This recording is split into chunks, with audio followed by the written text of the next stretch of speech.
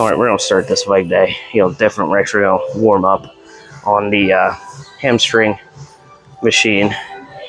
Try to avoid immediately front loading my knees. So, let's get it. Alright.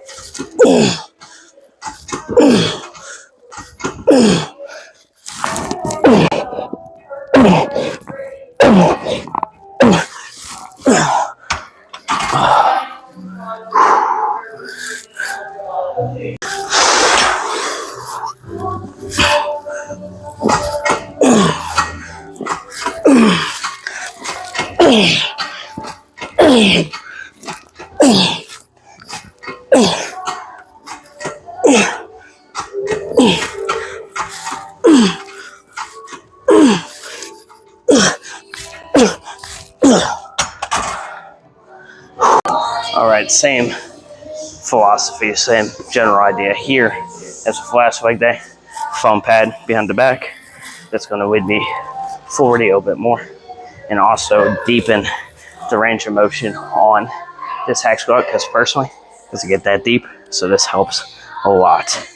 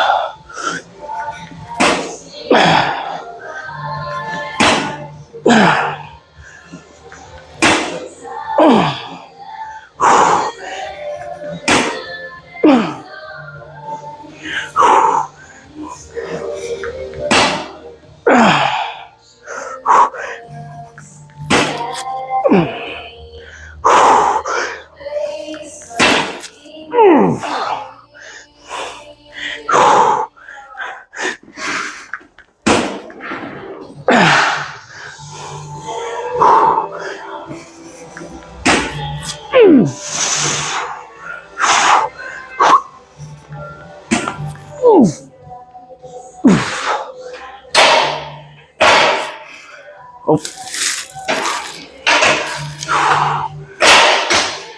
Whew.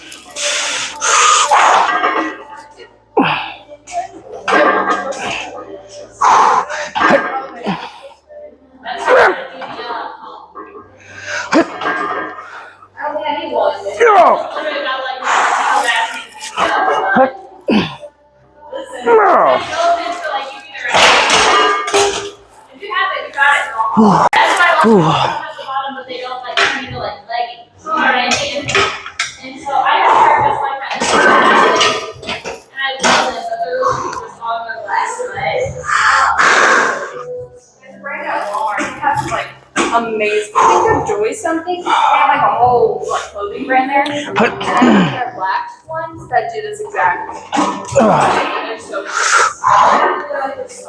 Have you picked today?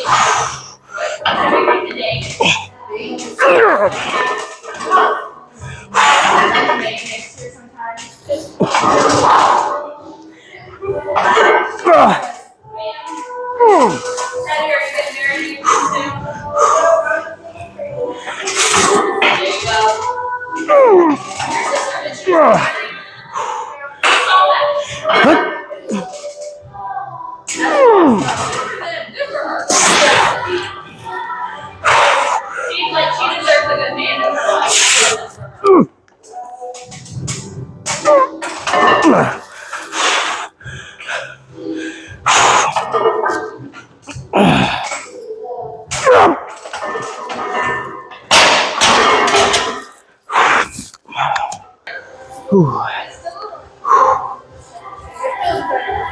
Yeah. Actually. I'm trying to use that and eat out.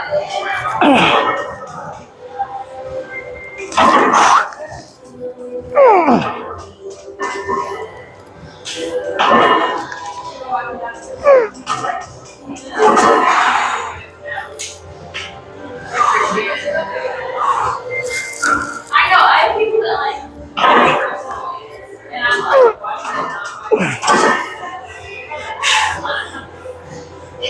I'm like, wow, so sometimes I forget. Yeah, next thing, you're like, oh my god, I forgot to use it. So even just like some people are like, and it's like, I'm not even like,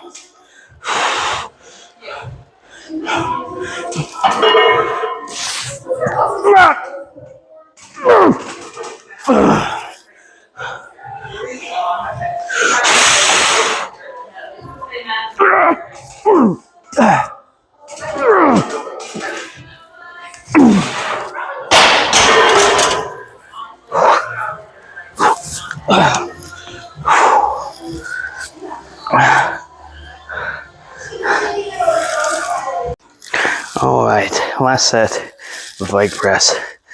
We'll do some quad extensions, and then you guys can't see it, but right behind you is a hip ductor machine. We'll probably use that, or sorry, hip thrust machine. We'll probably use that last before calf raises. So, ooh.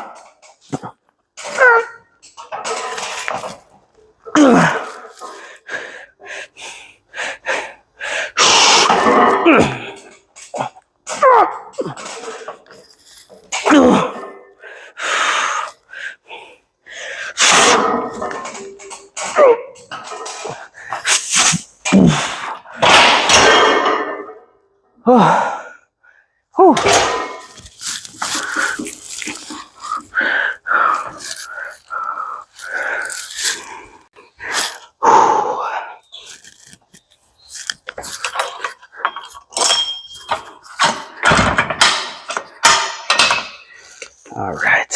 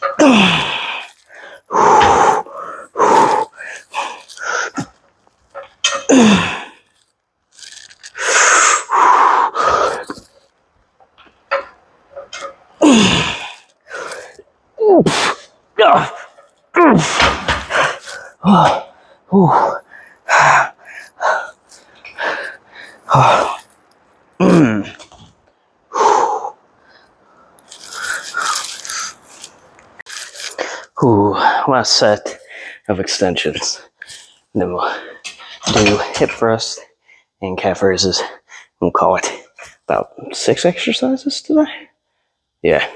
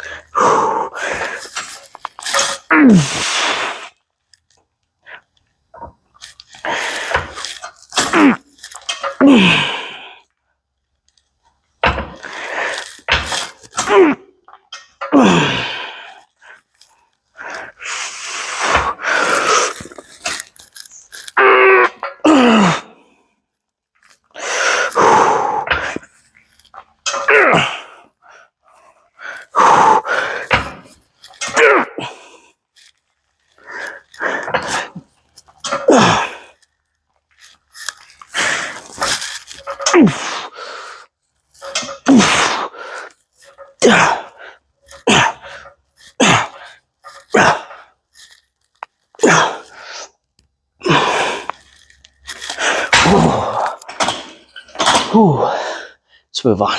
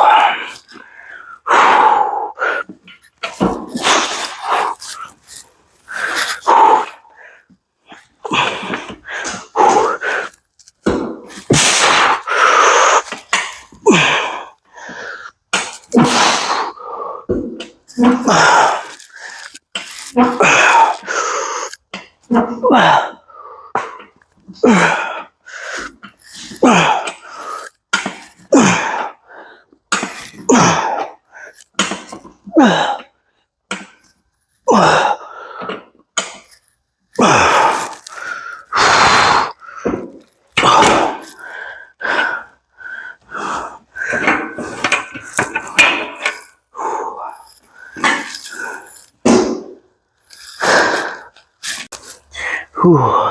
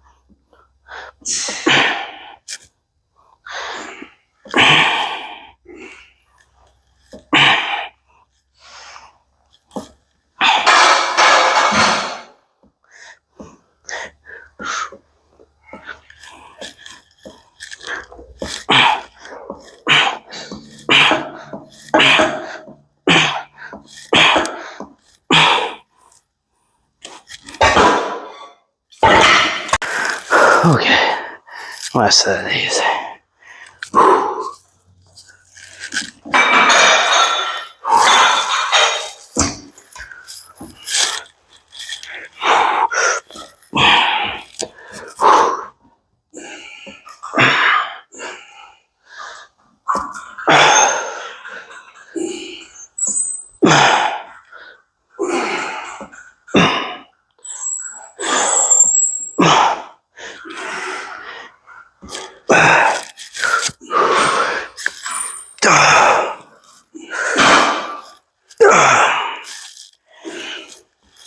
Whew,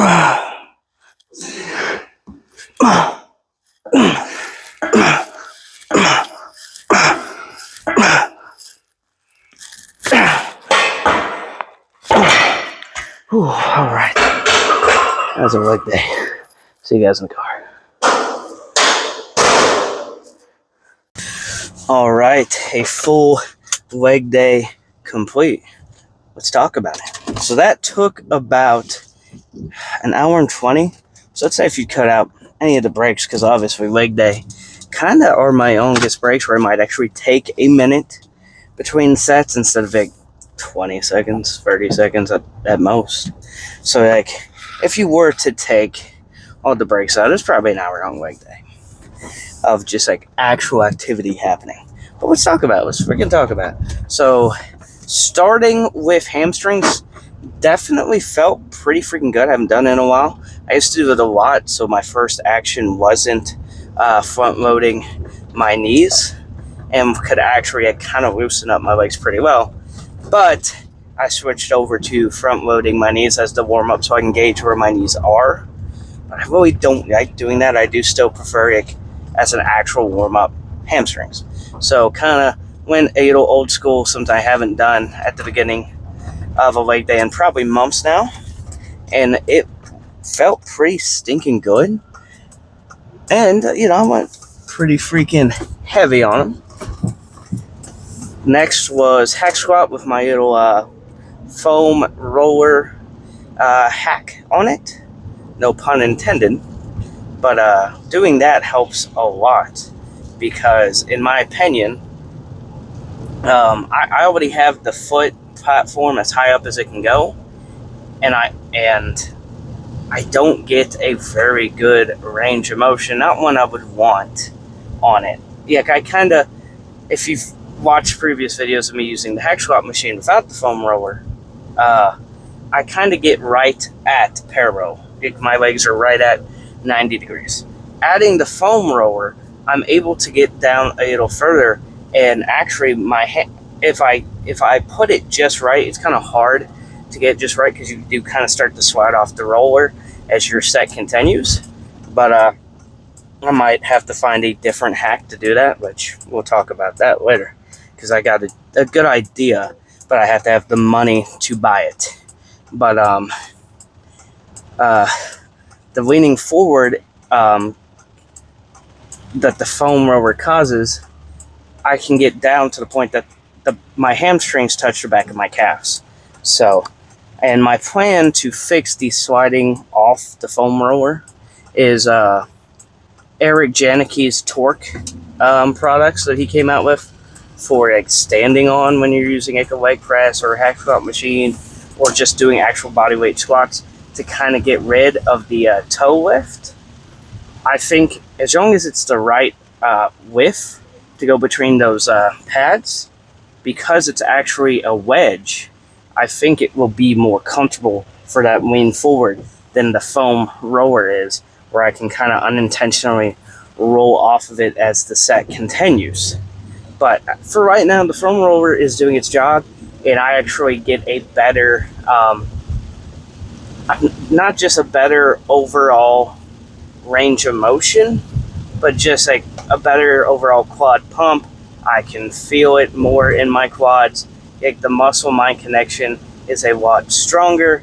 The range of motion is a lot deeper. And as someone with knee issues, being able to actually use that hack squat machine to break parallel and end up in a knee over toes situation and in a position where my knees are extremely bent. There's a certain word I was looking for, but I can't think of it. I know that's gonna bother me now, but to be able to do that and it feel good, we're on the right path for the plan to be able to squat again within the next few months, hopefully. But as of right now, hack squats is where it's at. Following that, let's see, leg press? Yeah. Did some fairly heavy, not as heavy as I have ever gone on the leg press, obviously, but like super heavy for like as deep as I was going with a pause at the bottom. So that felt really good to be able to go that heavy and have the pause at the bottom and be able to get, my 8 to 10, 10 to 12 rep range. So that felt pretty freaking good. Quad extensions felt surprisingly good today, considering how far back they were in the workout. I don't, typically I start with them to get a good range on a gauge of where my knee is, and then also as a good warm-up, because I know my knees are going to be an issue. But doing them as like the, fourth movement, not too shabby. Went as heavy as I normally do, but I think I got a few extra reps, so it might be time to go up in weight if my knees feel the same next week. And then let's talk about the star of the show, the brand spanking new hip thrust machine. That was a surprise, because the manager had posted like, hey, we're getting a new piece of equipment, any guesses? And I think a lot of us were hoping it'd be an actual pec deck, and that's what a lot of the guesses were, because there's plenty of leg equipment there, and the first piece of equipment they put in was a hip abductor extension. So I think we're all kind of hoping it was not leg related, but it's a pretty freaking good machine, I'll give it that. Definitely a lot heavier than you anticipate. Like, I put those 45s on fully anticipating it'd be a good starter weight, and then I could go up from there. But ultimately, I kind of just nailed it right on the head, man. The 135 was perfect for my first time using that, and I won't say it's going to be like an every full leg day thing, but it might be a pretty regular leg exercise, because I will say it felt pretty freaking good. And typically at the end of the leg workout, for obvious reasons, like quad focused and ham focused excluded from this, just full leg days. I typically leave the gym and, I'm really feeling in the quads, or I'm really feeling in the hams, or I'm really feeling it in the abductors or the adductors. Like there's like a standout of, this thing definitely got hit hard today. I was walking out the gym, I was like, and just sitting here, man, every part of my legs is lit up right now, from the abductor to the adductor to the glutes to the hamstrings to the calves to the quads.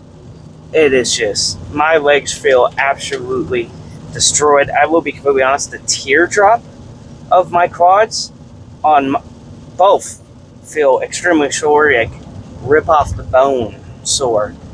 A little more so on the left leg here, but like I kind of unintentionally looked my rear end after saying that it was not going to be that crazy of a leg day. Had to yield too much fun. And then, as always, calf raises. If you've watched the channel long enough, you know I like to do 8 to 10, 10 to 12, somewhere in there, but a good rep range of good, strong, controlled pause at the top reps, followed by 8 to 10 fast, just rep them out, and then end it with an isometric hold. I like to hold that for anywhere between 5 to 10 seconds, just however long I can hold it, but aiming for 10, and then I drop it. And that, when my calves seem the most